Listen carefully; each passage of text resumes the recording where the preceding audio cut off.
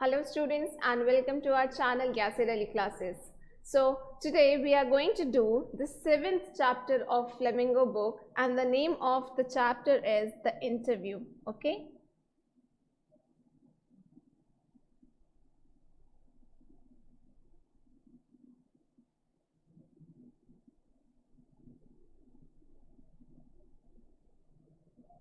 And this is written by Christopher Sylvester.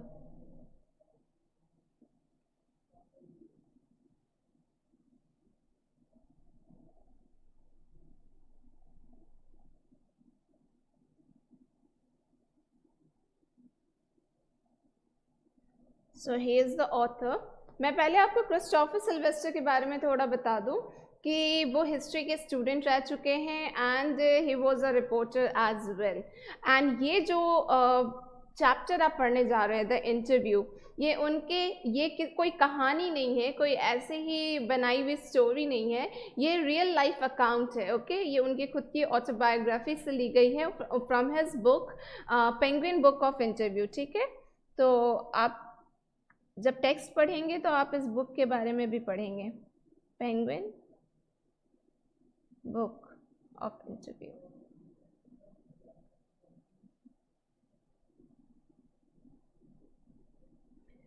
तो basically student, हमारा आज का जो ये चैप्टर है, what is this all about? This is all about the interview.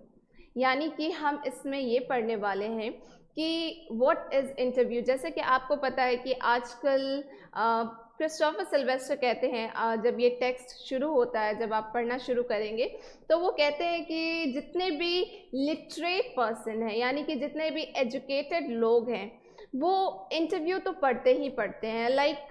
वो कभी ना कभी अपने लाइफ में किसी ना किसी का इंटरव्यू कभी मैगजीन में पढ़ते हैं, कभी टीवी में देखते हैं, या अगर कोई सेलिब्रिटी है तो वो इंटरव्यू फेस भी करता है. They have been interviewed. Okay, तो वो बताते हैं कि इंटरव्यू हमारे लाइफ का एक ऐसा पार्ट बन चुका है which is a kind of medium, okay, to reach thousand and million of peoples.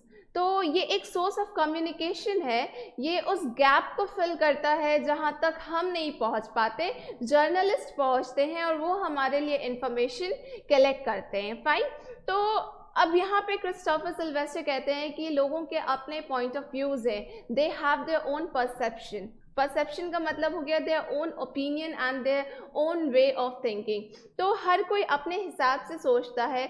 जहाँ कुछ लोगों को इंटरव्यू बहुत अच्छा लगता है, like they highly recommended and they think कि ये बहुत अच्छी चीज़ है, ये होनी चाहिए. वहीं पे कुछ लोग ऐसे भी हैं जो इसके बिल्कुल अगेंस्ट है.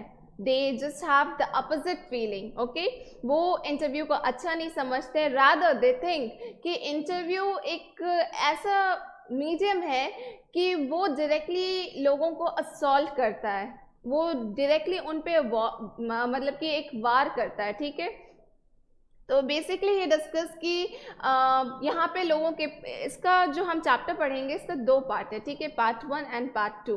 Part 1 is about the opinion of the people. Okay, different point of views जो सेलिब्रिटीज़ के यहाँ पे हैं, जो क्रिस्टोफर सिल्वेस्टर ने अपने इंटरव्यू में बताया है, इस चैप्टर में बताया है कि बहुत सारे सेलिब्रिटीज़ को वो डिस्कस करते हैं कि उनका क्या नज़रिया था इंटरव्यू के बारे में. ओके, एंड फिर वो इसमें पार्ट 1 में मैं अभी डिटेल में बताऊंगी आपको कि पार्ट 1 में है क्या, लेकिन मैं इससे पहले बता दूं कि पार्ट 2 क्या है. Part 2 is a short interview between Mukund and Umberto Eco. ठीक है, तो जब हम पार्ट 2 पे आएंगे तो हम इसे डिटेल में डिस्कस करेंगे. फिलहाल हम पार्ट 1 की तरफ चलते हैं. तो जब ये चैप्टर शुरू होता है, पार्ट 1 की हम बात कर रहे हैं, तो सबसे पहली चीज़ जो क्रिस्टोफर सिल्वेस्टर बताते हैं कि आज के ज़माने में इंटरव्यू एक ऐसी चीज़ है जो लोगों तक हमें पहुंचाती है. ठीक है, हम we can reach to all the celebrities, या जो भी हमारा अभी आइकन है या जो फेस है जिसे हम देखना पसंद करते हैं, जिसे हम अपना आइडल मानते हैं, तो हमें उनके बारे में ज़्यादा से ज़्यादा जानने को मिलता है थ्रू दिस इंटरव्यू, ओके। और आप ये भी कह सकते हैं कि this is a new way और you can call it a technique of interrogating people. Interrogating यानी कि लोगों को परखने का, उनसे सवाल जवाब करने का एक नया तरीका है कि इंटरव्यू के बेसिस से आप डायरेक्टली उनसे सवाल जवाब कर सकते हैं, उनके बारे में ज़्यादा से ज़्यादा जानकारी हासिल कर सकते हैं एंड उनके पर्सनल लाइफ के बारे में भी जान सकते हैं, ओके। तो हम अपने फर्स्ट पार्ट की तरफ चलते हैं और आगे बढ़ते हैं। यहाँ पे क्रिस्टोफर सिल्वेस्टर बताते हैं कि लोगों का अपना नज़रिया है, they have their own way of thinking, their own point of view. कुछ लोग इसे अच्छा समझते हैं तो कुछ लोग इसे बुरा भी समझते हैं। अब जाहिर सी बात है कि इंटरव्यू किसका होता है, आप खुद सोचिए। आज के ज़माने में अगर हम देखें, बात करें, तो इंटरव्यू उसका होता है जो बहुत फेमस है, कोई सेलिब्रिटी है। अब सेलिब्रिटी में जैसे आप किसी पॉलिटिकल लीडर को ले लें या आप किसी स्पोर्ट पर्सन को ले लें, चाहे वो फुटबॉल खेल रहा हो या क्रिकेट खेल रहा हो, या फिर आप फिल्म इंडस्ट्री से किसी एक्टर या एक्ट्रेसेस को ले लें। तो दीज आर द सेलिब्रिटीज़ जिनके बारे में हमें पढ़ना, जानना, इंफॉर्मेशन कलेक्ट करना अच्छा लगता है। इसे आप अपना एक सोर्स ऑफ एंटरटेनमेंट समझ लें, अ वे ऑफ गॉसिप समझ लें, या जो भी समझ लें। लोग सेलिब्रिटीज़ के लाइफ में इंटरफेयर नहीं करते, लेकिन उनके लाइफ के बारे में उनका पार्ट बनना चाहते हैं, ज़्यादा से ज़्यादा जानकारी हासिल करना चाहते हैं कि हाँ ठीक है, I like that actor, तो I want to know more and more about him, और I like that और he or she actresses and मुझे उसके बारे में जानना है। तो आप उस स्पेस में, हो सकता है कि आप वहाँ उस पोजीशन पे नहीं है कि आप डायरेक्टली उस एक्टर से या एक्ट्रेस से मिल करके उससे सवाल जवाब करें, ऑब्वियसली। तो ये इंटरव्यू इसीलिए है कि ये एक सोर्स ऑफ मीडियम है, ये कम्युनिकेशन गैप ख़त्म करता है। मतलब इंटरव्यू से डायरेक्टली लोग they can reach two thousand and thousand of people, isn't it, जो भी उनके इंटरव्यू को सुन रहा है। तो जर्नलिस्ट यहाँ पे पब्लिक की तरफ से जो पब्लिक का क्वेश्चन होता है, जो आम जनता का क्वेश्चन होता है, वो पुटअप करते हैं इन सेलिब्रिटीज़ से एंड फिर वो जवाब देते हैं, जिससे हमें उनके बारे में जानने को मिलता है। तो at the same time this is interesting as well. ये you can say Christopher Silvester कहते हैं कि डजेंट मैटर कि कितने लोगों के अंदर इंटरव्यू को लेके नेगेटिविटी है या किन किन को इससे नेगेटिव वाइब्स आते हैं, but this is a source of information, okay, this is a way of collecting information, okay. And then फिर वो अपने पार्ट 1 में कुछ सेलिब्रिटीज़ की बात करते हैं, ठीक है। ओब्वियसली हम किसी आम इंसान की बात यहाँ नहीं करेंगे, आम इंसान के इंटरव्यू की बात नहीं करेंगे। वो कुछ सेलिब्रिटीज़ की बात करते हैं जो इंटरव्यू के बिल्कुल अगेंस्ट थे। मैं आपको कुछ नाम बता देती हूँ, जैसे कि रुडयार्ड किपलिंग की बात होती है, okay.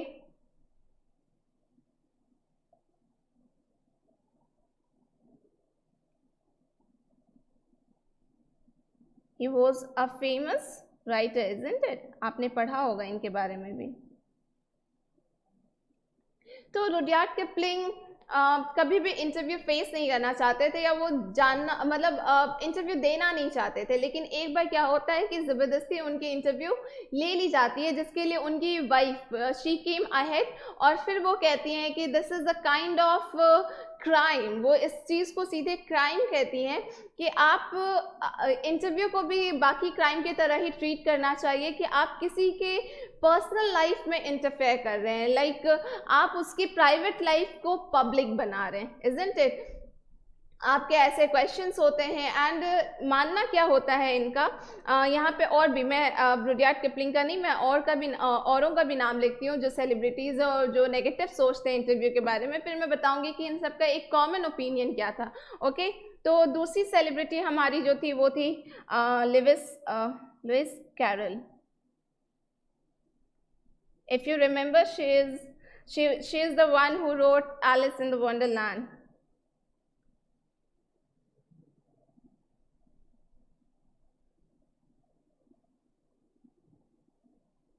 She was also a novelist. Fine. Then V.S. Naipaul.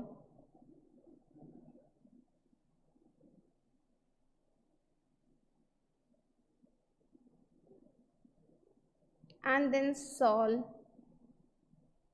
Bellow. तो ये कुछ फेमस राइटर हैं जो कि इंटरव्यू के बिल्कुल अगेंस्ट थे। इन सब का अपना एक ओपिनियन था। जैसे रुडयार्ड किपलिंग ने इस चीज़ को सीधे क्राइम बोला, ओके। एंड लुइस कैरल वो समझती थी, वो कभी भी इंटरव्यू फेस नहीं करना चाहती थी। She was really scared of, okay. तो she said that she was scared of interview because उन्हें लगता था कि अगर वो इंटरव्यू फेस करेंगी, कुछ ऐसा बोलेंगी और इस तरह के इंटरव्यू अगर फेस करती रहेंगी तो फिर लोग उन्हें एक सेलिब्रिटी बना देंगे, एक सेलिब्रिटी की तरह ट्रीट करेंगे। वो एक आम जिंदगी से हट करके एक लाइमलाइट में आ जाएंगे, okay. And she doesn't wanted to be the part of limelight. उनको इतना फेमस नहीं होना था। She was happy with her work, okay. उनका जो भी काम था उस चीज़ से वो फेमस हो रही है, दैट नेवर बॉदर्ड हर। लेकिन वो इस तरह से इंटरव्यू फेस करके लाइमलाइट में नहीं आना चाहती थी। तो she said that she was really scared of interview, okay. V S. Naipaul का ये मानना था कि interview directly it wounds people, like it just give wounds to people, यानी वो सिर्फ और सिर्फ उन्हें असॉल्व करता है, हैम्पर करता है उनकी लाइफ को, ओके। तो it just hamper the life of the interviewee, ठीक है, जो भी जिससे सवाल जवाब हो रहा है। सॉल बेलो, इनका मानना ये था कि इंटरव्यू एक ऐसी चीज़ है जो आपसे ज़बरदस्ती इंफॉर्मेशन लेती है। It directly interfere in your private life, यानी अगर कोई ऐसा सवाल है जिसका जवाब आपको नहीं देना तो भी वो आपसे वो जवाब ज़बरदस्ती निकलवाएगी। तो मतलब he was against this thing. तो वो एक आप जब अपना टेक्स्ट पढ़ेंगे तो you will read about it that he said that they are forced to answer and it's like thumbprints on their windpipe, okay। आप ये phrase पढ़ेंगे,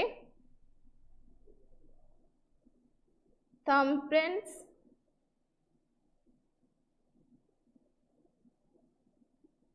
on their windpipe।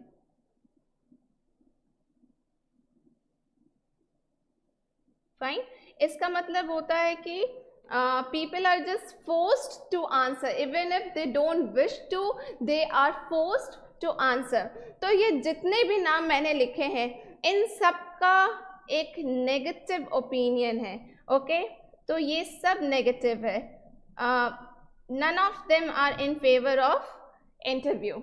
इन सब का मानना है कि ये एक तरह का क्राइम है कि आप लोगों के पर्सनल लाइफ में इंटरफेयर कर रहे हैं, क्योंकि इनका मानना ये था, इन सब का ये ओपिनियन था कि अगर सपोज वो इंटरव्यू फेस करते हैं, उनकी इंटरव्यू चल रही है, अब उस इंटरव्यू में उनसे सवाल जवाब हो रहा है। मान लीजिए कोई एक ऐसा सवाल है जिसका जवाब उन्होंने अपने तरीके से दिया, लेकिन वो जवाब पब्लिक को अच्छा नहीं लग रहा हो, वो गलत है उनके नज़रिए से, क्योंकि ये सारा इंटरव्यू रिकॉर्ड हो रहा है। ये सिर्फ इंटरव्यू नहीं है, ये रिकॉर्ड हो रहा है और ये पब्लिक तक जा रहा है, इज़न्ट इट। तो होता क्या है कि जैसा आपको पता है कि एक इम्प्रेशन बन जाता है लोगों के जहन में, ठीक है। अगर आपने किसी चीज़ को बोल दिया पब्लिकली, हालांकि आपका इंटेंशन क्या है उस वक्त आप इस चीज़ को क्लैरिफाई नहीं कर पाएंगे, आपका इंटेंशन पूरी तरह से सामने नहीं आएगा, लेकिन आपके वर्ड्स कैच कर लिए जाते हैं, ठीक है। तो ये क्या होता है कि ये लोगों का इम्प्रेशन खराब करता है। एक बार अगर पब्लिक ने आपके लिए कोई ओपिनियन बना ली तो डजंट मैटर कि आपने पूरे इंटरव्यू में क्या कहा, वो एक चीज़ को हाईलाइट किया जाएगा। तो इस तरह से इन सब का मानना था कि this is just a way to ruin your ruin your personality, okay. आप अपनी ही पर्सनालिटी को ruin करते हैं थ्रू द इंटरव्यूज, ओके। तो this was all about part 1। लेकिन यहाँ पे क्रिस्टोफर सिल्वेस्टर कहते हैं इन्हीं नेगेटिविटीज़ के बाद वो ये कहते हैं कि उनका मानना ये है कि डजेंट मैटर कि लोगों का क्या अपना ओपिनियन है, लेकिन interview is a very interesting thing and this is a way, a source of medium to collect information and this is a way of this is a medium of communication, ठीक है। जहाँ तक हम communicate नहीं करते, हम इस medium के through communicate कर पा रहे हैं, लोग अपनी बात जनता तक पहुंचा पा रहे हैं, जनता अपने सवाल उन तक पहुंचा पा रही है। फाइन, तो this was all about part 1। अब हम चलते हैं पार्ट 2 की तरफ, जहाँ की हमारे दो मेन कैरेक्टर हैं। एक है Mukund, okay, who is from the Hindu. वो द हिंदू की तरफ से इंटरव्यू लेने आए हैं, okay, from the newspaper the Hindu. And जो हमारे इंटरव्यूई है यहाँ पे वो हैं उम्बर्टो एको,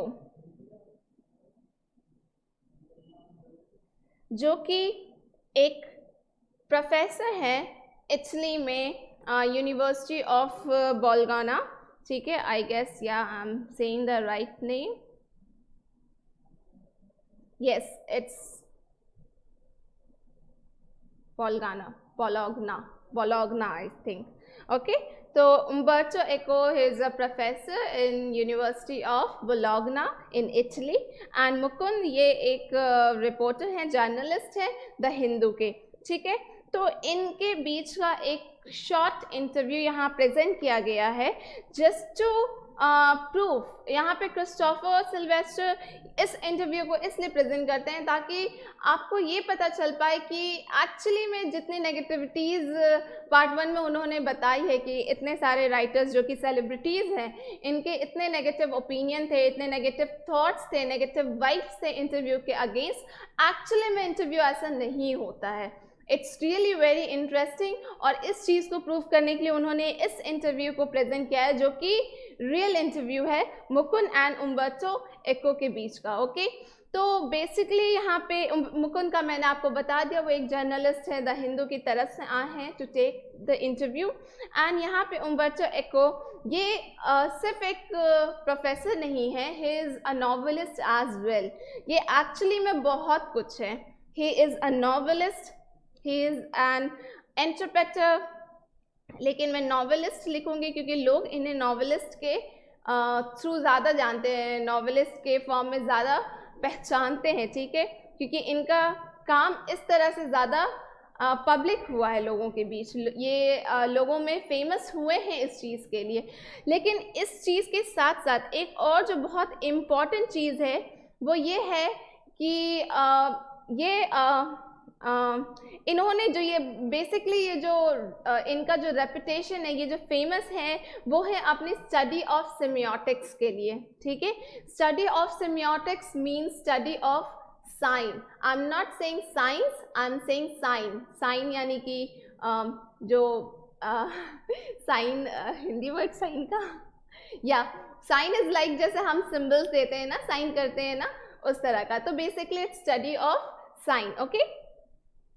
तो उम्बर्टो एको he is famous for his study of semiotic। मैं यहाँ लिख रही हूँ SIGN, I am talking about this sign, okay. तो ये इस चीज़ के लिए बहुत ज़्यादा फेमस हैं। तो ये जो इनका स्टडी ऑफ सेमियोटिक हो गया, ये उनका एकेडमिक वर्क हो गया, ओके। तो ये एकेडमिक वर्क हो गया, एंड ही सेज कि वो अपने एकेडमिक वर्क से इतना ज़्यादा फेमस नहीं हो सकते थे, एंड ये इस चीज़ को एक्सेप्ट करते हैं। तो खैर हम डिटेल में जानेंगे, लेकिन पहले हम चलते हैं कि इनका इंटरव्यू स्टार्ट कैसे होता है। तो मुकुंद एंड उम्बर्टो एको का मीटिंग चल रही होती है, एंड देन मुकुंद उनसे सवाल करते हैं कि सर वो उनके फेमस नावल, ये जो पूरा इंटरव्यू है ये उनके जो हाल फिलहाल में उन्होंने एक नावल लिखा है, और नावल का नाम होता है द नेम ऑफ द रोज, ठीक है, ये बहुत इंपॉर्टेंट है। द नेम ऑफ द रोज इसके इर्द गिर्द है, ठीक है। ये पूरा इंटरव्यू इसी नावल के लिए लिया जा रहा था। तो इस नावल में वो बात करते हैं कि मुकुंद उनसे सवाल करते हैं कि सर आपके इस नावल में इसके more than 10-15 million copies it's have already been sold out. तो आपको कैसा लग रहा है, how you are feeling right now. तो फिर वो बताते हैं मैं एग्जैक्टली आपको टेक्स्ट नहीं पढ़ के बताऊंगी, मैं उस पूरे इंटरव्यू का आपको समरी बता रही हूँ। आप जब इंटरव्यू खुद पढ़ेंगे लाइन बाय लाइन, पहला क्वेश्चन कौन सा था, दूसरा क्वेश्चन कौन था, तो आपको समझ में आ जाएगा, but I am just giving you the summary of that interview, okay. तो यहाँ पे उम्बर्टो एको बताते हैं कि ये novel it was not that easy, okay. जब उन्होंने ये लिखा था तो उनकी जो पब्लिशर थी उन्हें लगा था कि ये, हालांकि उन्हें उनका वर्क बहुत पसंद आया था, लेकिन फिर भी उन्हें लगा था कि 30,000 से ज़्यादा कॉपीज़ नहीं बिक पाएंगी। लेकिन जब 2 मिलियन कॉपीज़ यूएसए में सेल हो गई तो फिर लोगों को लगा कि हाँ, लाइक अभी भी लोग इस तरह का वर्क पढ़ना पसंद करते हैं, देखना पसंद करते हैं, क्योंकि इनका मानना था कि दुनिया में सिर्फ ऐसे लोग नहीं है जो सिर्फ एंटरटेनमेंट के लिए गॉसिप टाइप की चीज़ें पढ़ते हैं या क्लास रीडिंग करते हैं, लेकिन ऐसे लोग भी हैं जो मिडिवल हिस्ट्री या मेटाफिजिक्स या थियोलॉजी इन चीज़ों में भी इंटरेस्ट रखते हैं, ठीक है। तो द नेम ऑफ द रोज़ इनका वो नॉवल था जिसकी 10 to 15 मिलियन कॉपीज़ सेल हो चुकी थी। तो ये बहुत बड़ा सक्सेस था उम्बर्टो एको के लिए। तो इसीलिए ये इंटरव्यू मुकुंद उनसे ले रहे हैं। तो वो बताते हैं कि सर, आप मुकुंद उनसे पूछते हैं कि लाइक आपको लोग नॉवेलिस्ट के तौर पे ज़्यादा जानते हैं and not as your work, like you are famous for study of your semiotics, okay. लेकिन फिर भी लोग आपको नॉवेलिस्ट के तौर पे ज़्यादा जानते हैं, तो आपको क्या ये बुरा नहीं लगता? Then what was his reply? Umberto Eco कहते हैं कि ऑब्वियसली वो जानते हैं कि वो अपने एकेडमिक वर्क से लोगों तक नहीं पहुंच सकते, he can not reach to such a large audience, लेकिन वो अपने नॉवल के थ्रू इतने लोगों तक पहुंच सकते हैं क्योंकि लोगों का अपना टेस्ट है, अपना जॉनरा है। एकेडमिक वर्क अपना एक अलग जॉनरा हो गया, वो एक पर्टिकुलर टॉपिक हो गया जिसके बारे में वो लिखते हैं, वो बात करते हैं। तो ज़रूरी नहीं है कि लोग इतने इंटरेस्ट के साथ उस एक पर्टिकुलर टॉपिक को पढ़ें, लेकिन नॉवल एक ऐसी चीज़ है जो हर कोई पढ़ता है, इट्स कॉमन फॉर एवरीवन। तो यहाँ पे पॉसिबिलिटी ज़्यादा है कि लोग नॉवल ज़्यादा पढ़ेंगे एंड नॉवल की वजह से एज ए नॉवलिस्ट उनको जानते हैं। तो इस चीज़ से उनको बिल्कुल भी इफेक्ट नहीं पड़ता कि लोग उनको किस तरह से ज़्यादा जानते हैं, किस चीज़ के लिए फेमस मानते हैं। लोग उन्हें चाहते हैं, ये चीज़ इम्पॉर्टेंट है उनके लिए।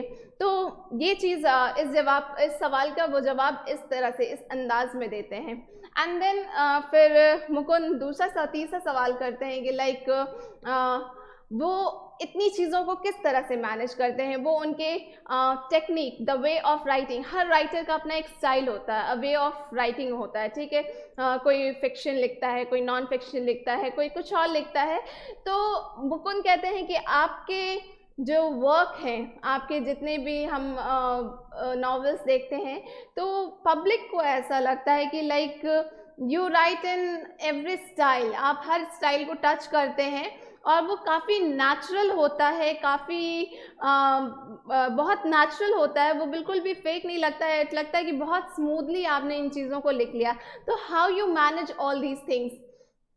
तो इस बात का जवाब उम्बर्टो एको इस तरह से देते हैं कि वो जब लिखते हैं तो वो एक ही स्टाइल में लिखते हैं, लाइक एवरी टाइम ही राइट्स, उन्हें लगता है कि वो एक ही अंदाज में लिख रहे हैं क्योंकि उनका अंदाज ही ऐसा है। लेकिन ये पब्लिक है या पब्लिशर है जिन्हें ऐसा लगता है कि वो हर बार कुछ नया लेकर आते हैं। तो ये लोगों का अपना तरीका है उसको इंटरप्रेट करने का, उसको जज करने का, लेकिन हर बार जब भी वो कुछ लिखते हैं तो उनको यही लगता है कि वो अपने ही तरीके से लिख रहे हैं, he is being natural what ever he is writing. तो वो किसी को कॉपी नहीं कर रहे, किसी दूसरे स्टाइल को कॉपी नहीं कर रहे, वो अपने ही स्टाइल को लिख रहे हैं। वो उनका तरीका ही ऐसा है जो लोगों को लगता है कि वो हर तरीके से लिख रहे हैं। वो बात करते हैं कि वो जो बुक लिखते हैं बच्चों के लिए, उसमें भी आप देख सकते हैं कि वो काफ़ी पीसफुल और बहुत ही नॉन वायलेंस टाइप का टॉपिक रहता है, बिल्कुल नॉन वायलेंस, बहुत ही पीसफुल आर्ट आपको देखने को मिलेगा उन बुक्स में। तो इस तरह से वो जस्टिफाई करते हैं अपनी राइटिंग को। उसके बाद फिर मुकुंद कहते हैं कि ये जो बुक है द नेम ऑफ द रोज़, इसके अंदर बहुत सारी फीचर्स देखने को मिला है, लाइक इसमें डिटेक्टिव फीचर्स भी है, इसमें थियोलॉजी भी है, इसमें मेटाफिजिक्स भी है, एंड देन इसमें मेडिवल हिस्ट्री भी है। एंड देन ही आस्क कि इस एक नॉवल में आपने इतनी सारी चीज़ें डाली हैं, इतने स्टाइल हैं, इतने सारे टॉपिक्स हैं, तो क्या आप कंफ्यूज थे जब आप ये नॉवल लिख रहे थे? एंड फिर इस बात का जवाब उम्बर्टो इको इस तरह से देते हैं कि ही वॉज नेवर कन्फ्यूज। वो जब भी कुछ भी लिखते हैं वो कभी भी कन्फ्यूज नहीं रहते हैं, ये उनका तरीका ही था, ये चीज़ें उन्हें लिखनी ही थी। हालांकि पब्लिशर्स कंफ्यूज रहते हैं, उन्हें समझ नहीं आता कि इतनी चीज़ें उन्होंने लिखी है और फिर ये बहुत इजी नहीं होगा पढ़ना और समझना, लेकिन क्योंकि इस बुक के 10 मिलियन कॉपीज़ ऑलरेडी बिक चुके हैं तो इसका मतलब लोगों को ये पसंद आ रहा है, लोगों को ये समझ में आ रहा है, तभी ये बिक रहा है और लोग इसको इतना पसंद कर रहे हैं। तो फिर वो पूछता है, मुकुंद पूछते हैं कि लाइक हाउ ही मैनेज, इस तरह से वो इतनी चीज़ों को कैसे मैनेज कर पा रहे हैं। इज़ ऑल्सो लाइक प्रोफेसर, उनका अपना एकेडमिक वर्क भी है एंड देन प्लस वो नॉवल भी लिखते हैं, तो how he manage all these things. And then इस चीज़ को बहुत ही ब्यूटीफुल वे में वो समझाते हैं उम्बर्टो इको। वो कहते हैं कि जैसे यूनिवर्स में एटम्स होते हैं तो उसमें एक एम्प्टी स्पेस होता है, अगर इन द सेम वे हमारी लाइफ में भी वो एम्प्टी स्पेस होता है, अगर हम उसे फिल करना शुरू कर दें तो ये हमारे लिए बहुत इजी हो जाएगा। लेकिन मुकुंद इस चीज़ को समझ नहीं पाते और वो उनसे रिक्वेस्ट करते हैं इस चीज़ को थोड़ा और क्लैरिफाई करने के लिए। एंड देन ही सेज कि लाइक फॉर एग्जांपल आप एग्जांपल ले लीजिए कि आप मेरा इंटरव्यू लेने के लिए आने वाले थे और मुझे पता चल गया कि आप you are on the way, आप एलिवेटर से यानी लिफ्ट से ऊपर आ रहे हैं, मेरा apartment flat what ever it is 3rd floor या 4th फ्लोर पे है। एंड बाय दैट टाइम जब तक कि आप आ रहे हैं, you are on the way, मैं आपका ऊपर बैठा इंतज़ार कर रहा हूँ। तो instead of sitting and wasting that time, जो मैं इंतज़ार में गुजार रहा हूँ, मैं कुछ लिख लूँगा, मैं कुछ पढ़ लूँगा, मैं एक आर्टिकल लिख दूँगा उतने से टाइम पे। तो that is my empty space, यानी वो टाइम जो मैं आपका इंतज़ार करने में ख़त्म करता, वो मेरा एम्प्टी स्पेस है जिसको कि मैं किसी भी आर्टिकल से या किसी भी वर्क से, किसी भी मैं अपने वर्क को यूटिलाइज करता हूँ, किसी भी चीज़ से फिल कर दूंगा। तो वो हो गया like filling your empty space. हर किसी के लाइफ में इस तरह के एम्प्टी स्पेस होते हैं। Instead of wasting those space one should try to utilize that time. Okay, तो इस चीज़ को वो बहुत अच्छे से समझाते हैं। एंड देन वो फिर लास्ट सवाल जो होता है वो होता है कि इस बुक का सक्सेस के बारे में ही बात हो रही होती है। एंड देन ही सेज कि बुक की सक्सेस एक मिस्ट्री है। ही सेज कि एक मिस्ट्री है। अगर वो इसी चीज़ को 10 साल पहले लिखते या इस चीज़ को 10 साल बाद लिखते तो शायद वो इतना सक्सेसफुल नहीं होता जितना कि वो उस वक्त पे था। यानी 10 to 15 million copies already sell हो चुकी थी, तो it was a big success. ठीक है, लेकिन यहाँ पे उम्बर्टो इको कहते हैं कि सेम बुक अगर वो 10 साल पहले लिखे होते या आने वाले 10 साल बाद लिखते तो वो इतना सक्सेसफुल नहीं होता। तो the mystery of success remains the success of the book remains mystery. ठीक है, तो ये एक मिस्ट्री है जिसको वो खुद भी नहीं समझ सकते, ये खुद भी नहीं जानते कि ये ऐसी क्या बात है, ये सिर्फ उस टाइम का कोई मैजिक है जो इतना सक्सेसफुल हुआ है। तो स्टूडेंट, ये था पूरा स्टोरी द इंटरव्यू का। मैंने आपको बताया कि इसमें 2 पार्ट है। पहला पार्ट है जिसमें आपको डिफरेंट ओपिनियन मिलेगा जानने के लिए कि like people they have different perception, different point of views about the interview. और कुछ नाम मैंने लिखे हैं, कुछ चीज़ें मैंने आपको यहाँ पे बताई हैं कि लोग किस तरह से सोचते हैं, उनको क्यों नेगेटिव वाइब्स आते हैं इंटरव्यू से। और कुछ सेलिब्रिटीज़ के नाम यहाँ पे आप स्क्रीन पे देख सकते हैं जो इंटरव्यू के बिल्कुल अगेंस्ट थे। ठीक है, and then the second part जहाँ की एक इंटरव्यू हम पढ़ते हैं मुकुंद एंड उम्बर्टो इको का, और ये काफ़ी इंटरेस्टिंग, काफ़ी इंफॉर्मेटिव इंटरव्यू है जो कि हमें पढ़कर भी समझ में आएगा कि हाँ, इट्स रियली वेरी इंटरेस्टिंग। तो क्रिस्टोफर सिल्वेस्टर, आप to sum up this story, to sum up this lesson, you can say that Christopher Silvester सिर्फ ये प्रूव करना चाहते थे कि डजेंट मैटर कि लोगों का क्या अपना ओपिनियन है, उन्हें नेगेटिव वाइब्स आते हैं या positive, but interview is a source of information. This is a new way or technique to collect information and to reach to a large audience. Okay, So student, please go through this text, and please, if you have any query, let me know in the comment section. I'll try to help you out there. Okay, thanks for watching our channel. Please subscribe our channel. Thank you so much.